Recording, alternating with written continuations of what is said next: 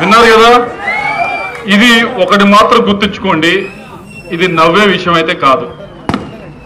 ఒక ప్రజాప్రతినిధి press meet లో పత్రికా ముఖంగా ఇటువంటి భాష మాట్లాడుతా ఉన్నారు. అది మీ ఊరు నుంచి వచ్చిన ప్రజాప్రతినిధి, మీకు మీ ఊరిని రిప్రజెంట్ చేస్తూ మిమ్మల్ని గౌరవం పెంచవలసిన ప్రజాప్రతినిధి ఈ భాష మాట్లాడుతూ ఉన్నారు. కాబట్టి నవ్వవలసిన విషయం కాదు. దీని గురించి మే 13వ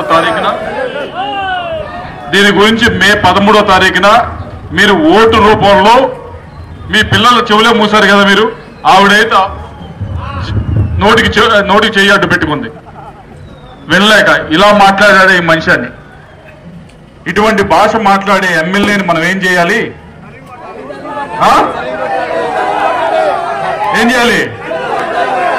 అది ఎందుకు చెప్తా ఉన్నానంటే, ఈ వ్యక్తి మాట్లాడుతూ ఉన్నాడు, నా కుటుంబం గురించి మాట్లాడతారా అని అంటా ఉన్నాడు. ఆయన కుటుంబం గురించి ఎవరు మాట్లాడాల. కానీ మీకు ఒకటి చెప్తా, ఒక 3 సంవత్సరాల క్రితం జరిగిన సంఘటన.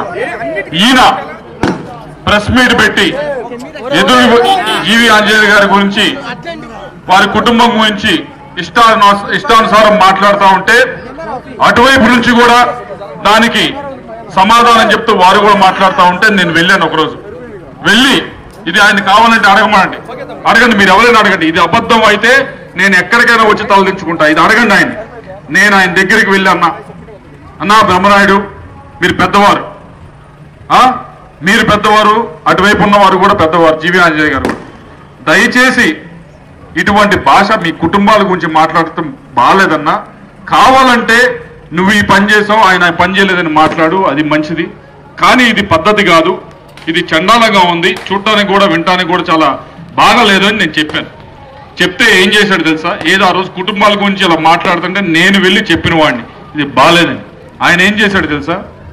ఆయన వెళ్ళి సీఎం ఆఫీస్కి వెళ్ళి నా మీద కంప్లైంట్ చేశాడు. నేను పోరాటం చేస్తుంటే వీరోచితంగా కృష్ణదేవరాయలు వచ్చి నన్ను పోరాటం చెయ్యొద్దు అని అంటున్నాడు అని చెప్పి కంప్లైంట్ చేసి వచ్చాడు నా మీద. చేశాడో చేయలేదో అని ఆయన గుండె మీద చేసుకొని చెప్పానండి. ఆయన వెళ్ళి చేసి వచ్చాడు. అటువంటి వ్యక్తి ఈరోజు మమ్మల్ని కుటుంబాల గురించి మాట్లాడుతున్నారు, ఇంకోటి మాట్లాడుతున్నారు, ఇప్పుడు పేద పలుకులు పలుకుతా ఉన్నాడు. అటువంటి పలుకులు పలుకుతా ఉన్నాడు. నీకు తగిలితే నిజంగా ఎవరు మాట్లాడాలి ఆయన కుటుంబం గురించి, కానీ ఈ పేద పలుకులు పలుకుతా ఉన్నాడు. నువ్వు అంటే మాత్రం ప్రతి ఒక్కరిని ఏది పడితే నోటికి ఏది వస్తే అది మాట్లాడటం.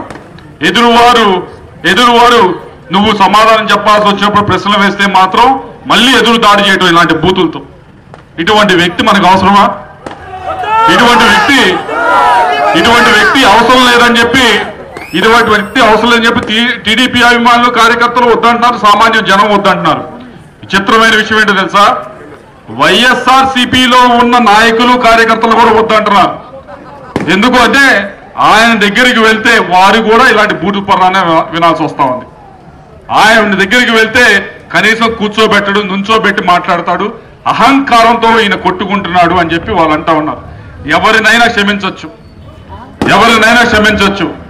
ఇటువంటి వ్యక్తిని, ఇంత అహంకారంతో, డబ్బుందని అహంకారంతో కొట్టుకుంటున్న మనిషిని క్షమించొచ్చా? డబ్బు ఉంది కదా అని చెప్పి ఎవరిని పడితే వాడిని ఏది పడితే అది మాట్లాడడం క్షమించొచ్చా?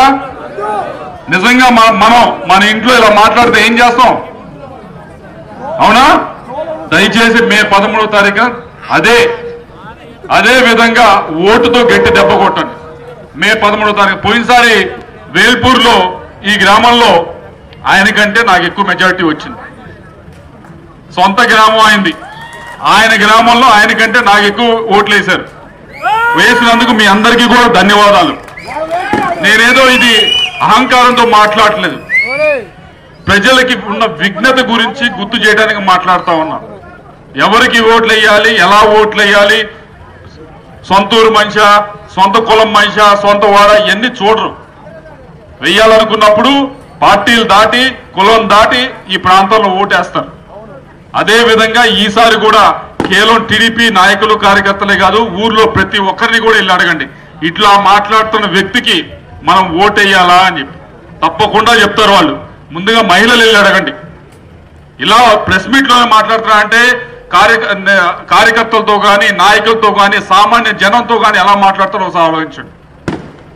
కాబట్టి ఈసారి విఘ్నతతో ఓటేయండి. మే 13వ తారీఖున ఓటు అనే దాంతో లాగిపెట్టి కొట్టాలని చెప్పి మీ అందరిని కూడా కోరుతా ఉన్నా. దానికి మామూలుగా అయితే ఏదో మండల హెడ్ క్వార్టర్స్ లో పెట్టచ్చు, కానీ జీవీ అంజయ్ గారిని అడిగా నేను ఎట్టి పరిస్థితుల్లో వేల్పూర్ వెళ్ళాలి, వాళ్ళు ఊరికెళ్ళి మరీ చెప్పాలని చెప్పాను. అందుకే ఊరికి వచ్చి మరీ చెప్తా ఉన్నా. ఈ రోజు శుభ సూచకంగా వర్షం కూడా వచ్చింది. అంటే మార్పుకి సంకేతం, మంచి రోజులు రాబోతున్నాయని సంకేతం, నీ టైం అయిపోయిందని సంకేతం. బ్రహ్మనాయుడు నీ టైం అయిపోయింది, నీ అహంకారం దిగిపోయే రోజులు వచ్చాయి. నువ్వు మళ్ళీ నర్సాపేట వెళ్ళి వాకర్స్ అసోసియేషన్ కి ప్రెసిడెంట్ అయ్యే రోజులు వచ్చినాయి. బ్రహ్మనాయుడు పెట్టేవాడు సర్దుకుని బయలుదేరు. ఇటువంటి అహంకార మాటలు మాట్లాడే వాళ్ళని నిజంగా మనం భూమి మీదకి తీసుకురావాలి. మే 13వ తారీఖున జీవీ ఆంజనేయ గారిని మంచి మెజారిటీతో మీరు అందరూ కూడా గెలిపించాలని చెప్పి కోరుతూ, ఆశీర్వదించాలని కోరుతూ, చాలా సమస్యలు ఇచ్చారు ఈ గ్రామం గురించి. నేను కొత్తగా సమస్యల గురించి మాట్లాడటం లేకపోతే